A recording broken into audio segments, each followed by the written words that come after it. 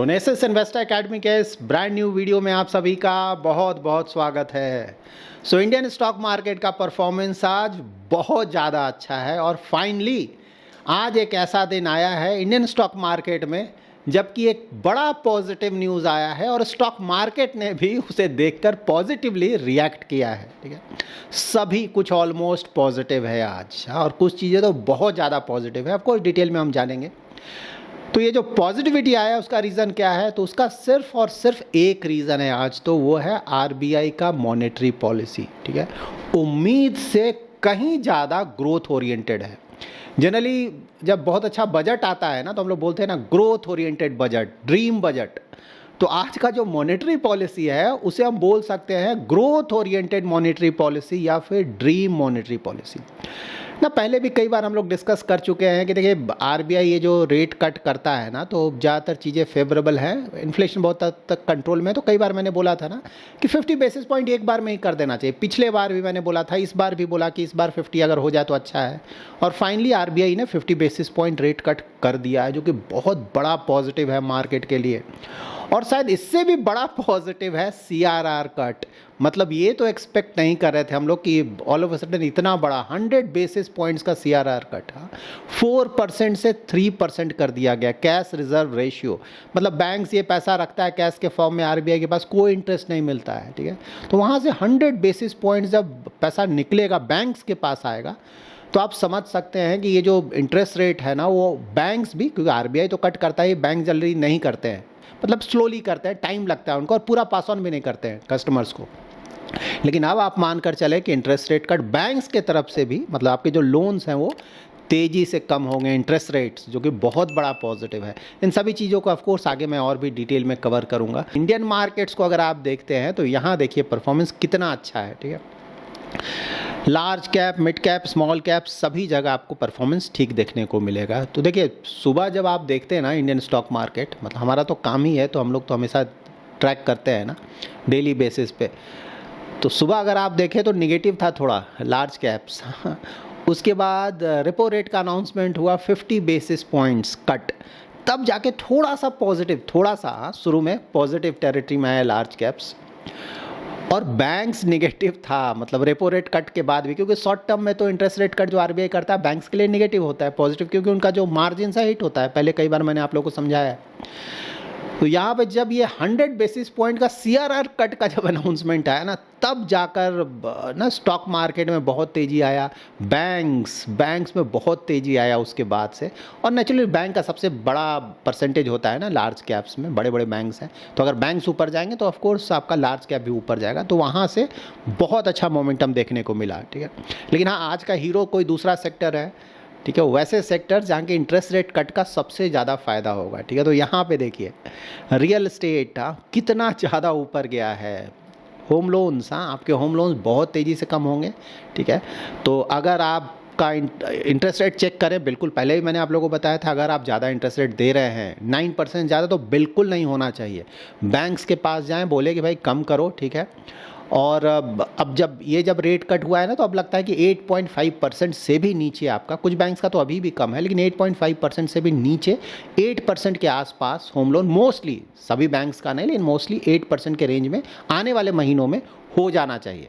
लेकिन हाँ 9% से ऊपर है तो बिल्कुल जाकर कम कराएं। ठीक है, तो ये बहुत बड़ा पॉजिटिव है। और सिर्फ रियलिटी नहीं ना, मतलब ऑटो भी जब धीरे धीरे आप देखेंगे उसका भी इंटरेस्ट रेट कम होगा, क्योंकि बड़ा बड़ा कार है, छोटे कार भी हम लोग जनरली लोन लेकर ही खरीदते हैं। तो जब इंटरेस्ट रेट कम होगा, देखिए इमीडिएटली नहीं होगा, आई टोटली अग्री, लेकिन मार्केट में एक पॉजिटिव मोमेंटम आता है उसके कारण ना, सेंटिमेंट चेंज होता है, तो धीरे धीरे फ़र्क पड़ेगा। तो उसके कारण ऑटो में भी आज आप देखेंगे कि पॉजिटिव। और bank CRR cut, 100 basis points का सीआरआर कट, मैंने बोला ना 100 बेसिस पॉइंट उनका फ्री होगा कैपिटल, बिना इंटरेस्ट का था। उस पैसे को लोन दे सकते हैं ना, लोन पे वो पैसा कमाएंगे। तो ऑफकोर्स बैंक का जो मार्जिन हिट हो रहा था पहले, अब वो मार्जिन बढ़ेगा इनफैक्ट आने वाले महीनों में। तो आप देखेंगे कि बैंक का मार्जिन धीरे धीरे, मतलब ये सीआरआर कट इमीडिएटली नहीं होने जा रहा है, 100 बेसिस पॉइंट कुछ ट्रांचेज में होगा, आगे मैं आपको बताऊँगा। ठीक है, तो बहुत बड़ा पॉजिटिव है। उसके बाद कंजम्पशन के लिए भी थोड़ा पॉजिटिव है ना, क्योंकि अब लोन जब आप सस्ता में दोगे तो नेचुरली आपका कंजम्पशन बढ़ेगा। हम ज़्यादा लोन लेंगे, कार खरीदेंगे, घर खरीदेंगे, कंज्यूमर ड्यूरेबल्स खरीदेंगे, तो वो सब के लिए थोड़ा पॉजिटिव होगा। ठीक, डिफेंस तो बहुत ज़्यादा रिटर्न दे चुका है ना, तो कभी कभी थोड़ा बहुत तो करेक्शन होगा क्योंकि दूसरी जगह तेजी आया तो डिफेंस थोड़ा गिरा है, ठीक है। बट मोस्टली ज़्यादातर कंज्यूमर ड्यूरेबल्स भी देखिए ना पॉजिटिव है, बहुत अच्छा परफॉर्मेंस। तो बिल्कुल ये ग्रोथ ओरिएंटेड मॉनेटरी पॉलिसी है और इसका असर आने वाले महीनों में बहुत ज़्यादा पड़ेगा, ठीक है। अब देखिए, आप देख लेते हैं कि एग्जैक्टली क्या क्या बोला गया। देखिए, जब भी कोई भी मॉनेटरी पॉलिसी हो ना, तो अगर आप सीरियस इन्वेस्टर हैं, सीरियस इन्वेस्टर का मतलब ये हुआ कि भाई सोच समझ कर अपने हार्ड एंड मनी को इन्वेस्ट करते हैं ना, मतलब टाइम पास के लिए इन्वेस्टमेंट नहीं करना या फिर इंटरटेनमेंट के लिए इन्वेस्टमेंट नहीं करना, वो तो अलग चीज़ है। वो अगर आप करते हैं तो कुछ भी जानने की ज़रूरत नहीं है, किसी का भी कुछ सुना इन्वेस्ट कर दिया, ख़त्म, ठीक है। लेकिन हाँ, अगर आप सीरियसली अपने हार्ड एंड मनी को इन्वेस्ट करते हैं ना, तो मॉनेटरी पॉलिसी में जो भी बोला जाता है उसे सुने या फिर पढ़े, ठीक है। उससे आपको इंडियन इकोनॉमी के बारे में बहुत अच्छा जानकारी मिलेगा, क्योंकि stock market medium to long term उसी पे डिपेंड करता है, आपके देश का परफॉर्मेंस कैसा है, इकोनॉमी का परफॉर्मेंस कैसा है। और अगर इकोनॉमी का परफॉर्मेंस अच्छा होगा तो बहुत सारी जो कंपनीज़ हैं उस इकोनॉमी में उनका परफॉर्मेंस भी अच्छा होगा। अगर वो होगा तो मीडियम टू लॉन्ग टर्म में आपके स्टॉक मार्केट्स भी अच्छा परफॉर्म करेंगे। अगेन, शॉर्ट टर्म में स्टॉक मार्केट को सीरियसली नहीं लेना है, न्यूज़ बेस्ड है, कहीं भी कुछ हो गया रिएक्ट करेगा, ठीक है, अप डाउन चलता रहेगा, सीरियसली बिल्कुल ना ले। Medium to long term yes, तो जो भी अभी आरबीआई ने किया है उसका बिल्कुल आने वाले महीनों में आप देखेंगे इकोनॉमी पे बहुत पॉजिटिव असर पड़ेगा। इंडियन कंपनीज़ का जो अर्निंग ग्रोथ है, जो कि बुरी तरह से हिट हुआ था, जिसमें ऑलरेडी इंप्रूवमेंट आना शुरू हो चुका है, इससे और भी ज़्यादा इंप्रूवमेंट आएगा। तो स्टॉक मार्केट बिल्कुल आने वाले महीनों में, ठीक है, ऐसा नहीं कि कल परसों मंडे को गिर गया तो आप परेशान, ऐसे नहीं होता है, ठीक है, और न्यूज़ बेस्ड है। लेकिन हाँ, medium to long term yes, trajectory जो हमारा है, जो यही मैं बात बोलता हूँ ना, ट्रेजेक्ट्री देखे, ठीक है, तो वो अच्छा लग रहा है और आने वाले महीनों में और सालों में इम्प्रूव करेगा, ठीक है। अब समझ लेते हैं अच्छी तरह से कि ये जो मॉनेटरी पॉलिसी आया है ना, उसमें हुआ क्या, क्या क्या बोला गया है, उससे आपको समझ में आएगा इंडियन इकोनॉमी में चल क्या रहा है, और ऑफ कोर्स स्टॉक मार्केट का भी आपको अच्छा आइडिया मिलेगा, ठीक है। यहाँ पे ऑफ कोर्स पहले मैं बता दूँ, देखिए डिपॉजिट्स को लेकर आप लोग परेशान होते हैं, डिपॉजिट रेट। तो देखिए नेचुरली यहाँ पे बैंक्स के पास पैसा बहुत आ गया है, ठीक है, तो अब बैंक जो सेविंग रेट है ना वो और कम कर देंगे, पहले 4%, उसके बाद 3% के आसपास, अब और भी नीचे कर देंगे, ठीक है। तो ये मेंटली प्रिपेयर्ड रहें। एफडी रेट आपका और ज़्यादा कम होने जा रहा है। देखिए एफडी रेट कई समय से, मतलब कई महीनों से मैं आप लोग को बता रहा हूँ कि भाई एफडी करना है कर दीजिए, नहीं करना है तो ठीक है, आप स्टॉक मार्केट में म्यूचुअल फंड में इन्वेस्ट कर, अच्छी बात है वो करें। लेकिन अगर कोई एफडी करना चाहता है, वहाँ पे रोना धोना कि अरे इंटरेस्ट रेट कम, देखिए इंटरेस्ट रेट धीरे धीरे कम होगा, तुरंत ऐसा नहीं कि आरबीआई ने आज कट किया तुरंत इंटरेस्ट रेट एफडी का रेट कट हो गया, ऐसा नहीं होता है ना। तो अगर आपको सही में एफडी करना है तो कर लीजिए, ठीक है। आप वेट क्यों कर रहे हैं कि जब इंटरेस्ट रेट घटेगा तो मैं रोना धोना स्टार्ट करूंगा फिर एफडी करूंगा? अगर करना है कर दीजिए, अभी तो इंटरेस्ट रेट अभी भी ठीक ठाक है, अभी पूरी तरह से कम होने में कुछ महीनों का समय लग जाता है, ठीक है। तो उसका वेट ना करें, करना चाहते हैं तो कर दें, और नहीं करना चाहते हैं तब तो फिर बहुत सारे प्रोडक्ट्स हैं ऐसे हो। मैं एफडी नहीं करता हूँ, लेकिन हाँ सीनियर सिटीजन जनरली वो लोग एफडी करते हैं और करने का मतलब भी बनता है उनके लिए। चलिए अब देख लेते हैं पॉलिसी को अच्छी तरह से समझने की कोशिश करते हैं, ठीक है। तो देखिए पॉलिसी जो स्टार्ट हुआ है ना, तो सबसे पहले वो जो आरबीआई गवर्नर हैं उन्होंने बोला है कि देखिए promising start, early and promising start of monsoon season, ये हम हमेशा डिस्कस करते हैं, ठीक है। मोस्टली ये जो भी चीज़ें आप सुनेंगे ना उसमें से हम लोग ज़्यादातर चीज़ें डिस्कस करते हैं, आपको आइडिया होगा, ठीक है। तो उन्होंने यही बोला कि भाई ये जो हुआ है मानसून, ये बहुत ज़्यादा सिग्निफिकेंट इवेंट है इंडिया के लिए, और ऑफ कोर्स अनफॉर्चुनेट भी है इन अ वे। आप बोले ना, अभी भी हम ज़्यादातर जो एग्रीकल्चर है ना वो मानसून पे डिपेंडेंट है। मतलब इतने सालों बाद आज़ादी के हम अभी तक अच्छा इरिगेशन सिस्टम डेवलप नहीं कर पाए कि भाई मानसून ठीक है, मैं समझता हूँ उस पर डिपेंडेंस होता है, लेकिन डिपेंडेंस को काफ़ी कम किया जाए तो किया जा सकता है ना। अनफॉर्चुनेटली अभी तक नहीं हुआ है, तो उसी पे डिपेंडेंट होता है। जब मानसून अच्छा होता है तो जो रूरल इकोनॉमी है वहाँ परफॉर्मेंस अच्छा होगा, नहीं होगा तो बहुत डाउन हो जाएगा। बट एनी हाउ भाई मतलब भगवान की कृपा से लास्ट ईयर भी मानसून अच्छा था, इस साल भी मानसून का फिलहाल तो ठीक ठाक परफॉर्मेंस है, ठीक है। तो यहाँ पे मानसून अच्छा है, लेकिन उन्होंने बोला है कि भाई जो बाहर अगर आप ग्लोबल इन्वायरमेंट देखें तो अच्छा नहीं है ना, मतलब बहुत फ्रेजाइल है, फ्लूइड है, मतलब फ्लूइड मतलब बहुत सारे चेंजेस हो रहे हैं, एग्जैक्टली हमें नहीं पता है कि आने वाले समय में क्या होगा। आप ट्रम्प आपको पता है ना डेली कुछ ना कुछ बोलते रहते हैं, करते भी हैं, तो लेट्स सी। तो वहाँ पे एक इशू है। आरबीआई के जो गवर्नर हैं संजय मल्होत्रा, उनको एक बात का तो बिल्कुल क्रेडिट देना पड़ेगा कि जब से वो आए हैं ना तब से ग्रोथ ओरिएंटेड हैं, मतलब फुल थ्रोटल में वो ट्राई कर रहे हैं कि ज़्यादा से ज़्यादा ग्रोथ की तरफ ध्यान दिया जाए, क्योंकि लिक्विडिटी बहुत ज़्यादा इन्फ्यूजन किया शुरू से उन्होंने, ठीक है। उसके बाद रेट कट लगातार कर रहे हैं, 100 बेसिस पॉइंट कर चुका ऑलरेडी, और देखते हैं फ्यूचर में क्या होगा, उसके बारे में मैं आपको बताऊंगा आगे कि क्या एक्सपेक्ट कर सकते हैं और रेट कट होगा कि नहीं होगा, ठीक है। तो यहाँ पे देखिए उन्होंने बोला है कि देखिए बाहर माहौल तो पहले बहुत ज़्यादा ख़राब था, लेकिन पहले के मुकाबले अब थोड़ा बहुत राहत मिला है, क्योंकि ट्रम्प की जो हरकतें हैं वो पहले के मुकाबले थोड़ा कम हुआ है ना, ठीक है। और उम्मीद है कि आने वाले समय में थोड़ा और कम होगा, ठीक है, क्योंकि उन्हें भी अब डोमेस्टिक फ्रंट पे प्रॉब्लम्स हो रहे हैं, तो उसको देखते हुए नहीं लगता है कि कोई बहुत ज़्यादा बड़ा इशू अब करेंगे, ठीक है। इंडियन इकोनॉमी को लेकर क्या क्या बोल रहे हैं जो कि बहुत बड़ा पॉजिटिव है, हमें जानना चाहिए, ठीक है। 3 पॉइंट्स उन्होंने मोस्टली बोला है इंडियन इकोनॉमी के बारे में। फर्स्ट बोला है कि हमारा जो बैलेंस शीट है वो बहुत स्ट्रांग है, वो भी 5 मेजर सेक्टर्स में, ठीक है। पहला है corporates, that is private sector, जो मतलब कंपनीज़ हैं वहाँ पे बहुत अच्छा है। बैंक्स का, हाउस होल्ड्स मतलब हम लोग, उनका भी अच्छा है। गवर्नमेंट का अच्छा, और एक्सटर्नल सेक्टर, सभी जगह ओवरऑल देखेंगे तो पॉजिटिव लग रहा है। सेकेंड उन्होंने बोला है कि देखिए जो स्टेबिलिटी है प्राइस के मामले में या फिर फाइनेंशियल के मामले में या फिर पॉलिटिकल, तीनों जगह स्टेबिलिटी है, जो कि किसी भी इकनॉमी के लिए बहुत बड़ा पॉजिटिव है। और थर्ड है इंडियन इकनॉमी में अपॉर्चुनिटीज़ बहुत ज़्यादा हैं। क्यों ज़्यादा है? क्योंकि यहाँ पे डेमोग्राफी हमारा फेवरेबल है। बहुत सारे जो डेवलप्ड कंट्रीज़ हैं वहाँ पे देखेंगे ना, जो सीनियर सिटीजन्स हैं वहाँ पे उनका जो संख्या है बहुत तेज़ी से बढ़ रहा है। इवन चाइना में भी आने वाले सालों में आप देखेंगे बहुत तेज़ी से बढ़ेगा, लेकिन हमारे यहाँ यंग पॉपुलेशन बहुत ज़्यादा है और ये कई डिकेड्स तक बना रहेगा, जिसका एडवांटेज इंडियन इकोनॉमी को मिलने जा रहा है। अभी भी मिल रहा है, आने वाले समय में और ज़्यादा मिलेगा, ठीक है। उसके बाद डिजिटलाइजेशन बहुत हो रहा है, मतलब देख रहा है यूपीआई ना, वर्ल्ड में कहीं ये सब चीज़ नहीं है।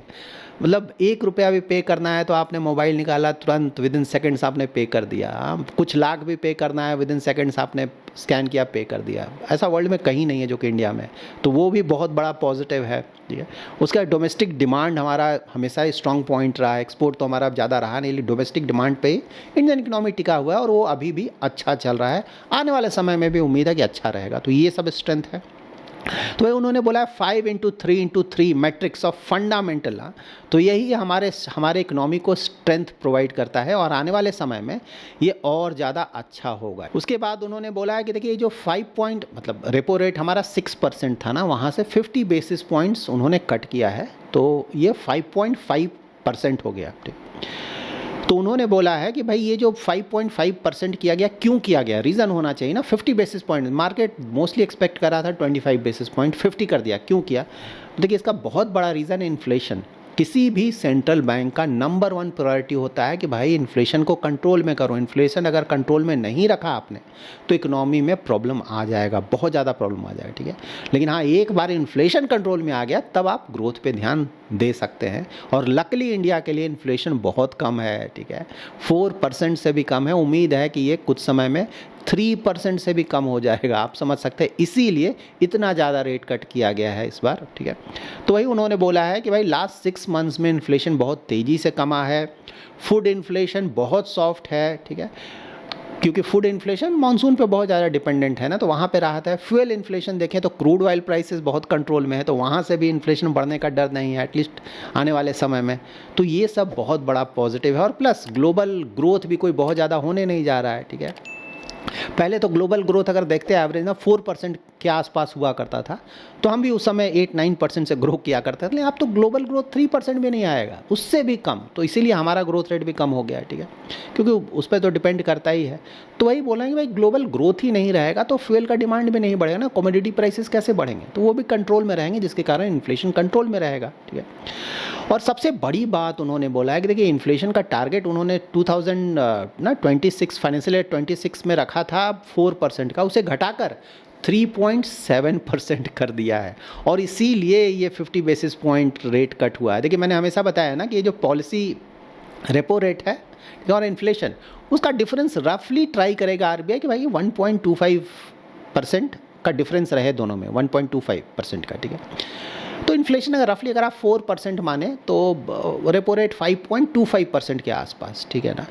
तो वही किया गया, 50 बेसिस पॉइंट्स पूरा कर दिया गया है, लेकिन जो स्टैंस था एकोमोडेटिव से हम न्यूट्रल कर दिया गया। मतलब कि भाई अब जरूरी नहीं कि हम रेट कट करेंगे, लेकिन हाँ देखेंगे डेटा डिपेंडेंट, अगर डेटा फेवरेबल होगा, इन्फ्लेशन बहुत कंट्रोल में होगा तो शायद हम रेट कट करें, लेकिन अब रेट कट की कोई गारंटी नहीं है। एकोमोडेटिव जब होता है ना तो होता है कि नहीं रेट कट होगा ही होगा, लेकिन अब वो बात नहीं रहा क्योंकि 50 बेसिस पॉइंट हो गया ना। तो अब देखेंगे आने वाले महीनों में इन्फ्लेशन कैसा रहता है, ग्रोथ कैसा रहता है। अगर ग्रोथ पिकअप नहीं पकड़ता है जो कि वो चाहते हैं तो ऑफकोर्स वहाँ पर रेट कट होगा, अगर इन्फ्लेशन कंट्रोल में होगा तो और हो सकता है। लेकिन अब यहाँ से जैसे अब शायद कल या परसों के वीडियो मैंने आपको बताया था ना 75 बेसिस पॉइंट का रेट कट मैंने बोला था ना, तो 50 ऑलरेडी हो चुका है, तो यहाँ से 25 का और गुंजाइश है, प्रोवाइडेड इन्फ्लेशन और ग्रोथ के जो नंबर्स हैं वहाँ पे ग्रोथ थोड़ा कम हो जाए, इन्फ्लेशन और ज़्यादा कंट्रोल में आ जाए तो वहाँ पे 25 बेसिस पॉइंट, लेकिन वो भी शायद इमीडिएटली ना हो, कुछ महीनों के बाद होगा, देखते हैं। उसके बाद उन्होंने बोला है कि भाई जीडीपी फ्रंट पे उन्होंने बोला है कि 6.5% का उम्मीद है, जो कि अगेन 6.5% मुझे पर्सनली लगता है कि इससे ज़्यादा आएगा GDP growth rate financial year 26 का, ठीक है, क्योंकि 6.5% तो हम 24-25 में ही कर लिए जब हमारे हालात बहुत ख़राब थे। अब तो इतना सब कुछ चल रहा है गवर्नमेंट की तरफ से, आरबीआई की तरफ से, तो यहाँ भी 6.5, ऑल्दो एक्सटर्नल प्रेशर्स हैं, टोटली एग्री, फिर भी मुझे पर्सनली लगता है कि इससे बिल्कुल हम अच्छा खासा ऊपर जाएंगे। इवन 6.8% के आसपास अगर जाएं तो सरप्राइजिंग नहीं होगा। सो लेट्स सी क्या होता है। तो जीडीपी का उनका एस्टिमेट है 25-26 के लिए, क्योंकि पूरे साल का तो 6.5% रहेगा, Q1 में 6.5%, Q2 क्वार्टर, सेकंड क्वार्टर में 6.7%। यही मैं हमेशा आपको बोलता हूँ ना, सेकंड क्वार्टर बहुत अच्छा होगा रिलेटिवली। हाँ, क्वार्टर थर्ड बोल रहे हैं 6.6%, क्वार्टर फोर्थ बोल रहे हैं 6.3%। इन्फ्लेशन फ्रंट पे आरबीआई का बोलना है कि देखिए इन्फ्लेशन ना 6 ईयर लो के आसपास जा चुका है। अप्रैल का जो फिगर आया था 3.2%, सीपीआई की बात मैं बोल रहा हूँ, ठीक है, इसीलिए तो कंफर्ट मिल रहा है रेट कट का। और दिस फाइनेंशियल ईयर 25-26 के लिए वो बोल रहे हैं कि भाई 3.7% के लगभग रहेगा एवरेज इन्फ्लेशन। Q1 में 2.9%, यही मैं बोल रहा था, 3% से भी उम्मीद है नीचे चला जाएगा इन्फ्लेशन, 2.9%, लेकिन हाँ उसके बाद धीरे धीरे बढ़ेगा थोड़ा। सेकंड क्वार्टर 3.4%, थर्ड क्वार्टर 3.9% और फोर्थ क्वार्टर 4.4%।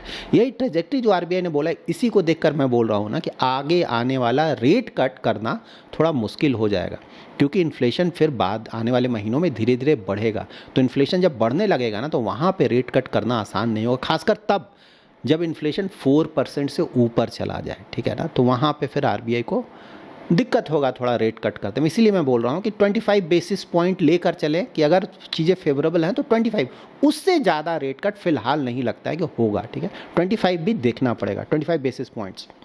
एक्सटर्नल सेक्टर भी अगर आप देखें तो करंट अकाउंट डिफिसिट बोल रहे हैं कि भाई काफ़ी हद तक कंट्रोल में रहेगा, कोई वहाँ पे कंसर्न नहीं होना चाहिए, ठीक है।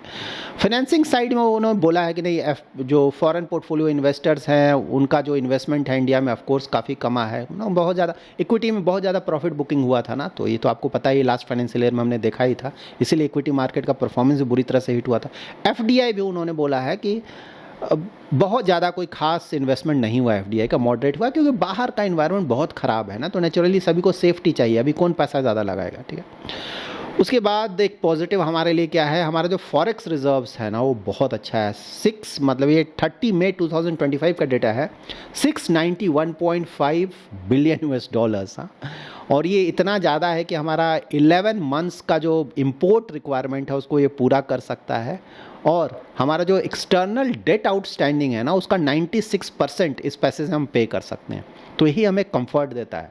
यही सब देखकर मैं आपको बोलता हूँ ना कि भाई ये देखिए हमारा फॉरेक्स देखिए, रिजर्व्स देखिए, और साथ ही हमारा जो फिस्कल डिफिसिट है, करंट अकाउंट डिफिसिट है, ये सब देखकर लगता है कि अगर गवर्नमेंट और आरबीआई इसी तरह से काम करता रहा तो नेक्स्ट ईयर मोस्टली हमें एक रेटिंग अपग्रेड मिल सकता है क्रेडिट रेटिंग एजेंसीज द्वारा, तो वो इंडिया के लिए बहुत बड़ा पॉजिटिव होगा। देखते हैं होता है कि नहीं होता है, मिलना चाहिए, देखकर लगता है, ठीक है।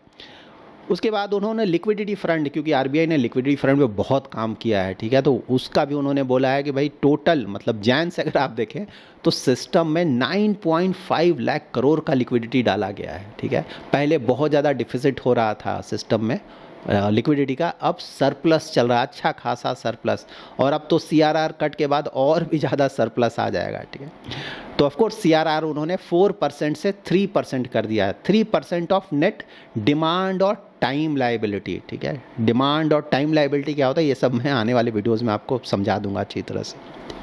लेकिन हाँ, CRR एक बार में नहीं कट रहा है और वो भी कुछ महीनों के बाद कट रहा है, ठीक है। तो इसीलिए बोल रहा हूँ ना कि ये सब पॉजिटिव सेंटीमेंट अभी चल रहा है, सही में इसका असर होने में कुछ महीनों का समय लगा है, क्योंकि अभी इमीडिएटली नहीं हो रहा है। जैसे रेपो रेट कट तुरंत हो गया, ठीक है, लेकिन CRR कट बाद में होगा। जैसे अभी ये कैसे हो रहा है, तो सितंबर 6 से ये स्टार्ट होगा, 25 बेसिस पॉइंट 4 बार ये कटेगा। सितंबर 6 25, उसके बाद अक्टूबर 4 फिर से 25 बेसिस पॉइंट, उसके बाद नवंबर 1 25 बेसिस पॉइंट्स, अगेन नवंबर 29 25 बेसिस पॉइंट। सो 4 ट्रांचेज में 25 कमेगा और टोटल 100 बेसिस पॉइंट्स कमेगा।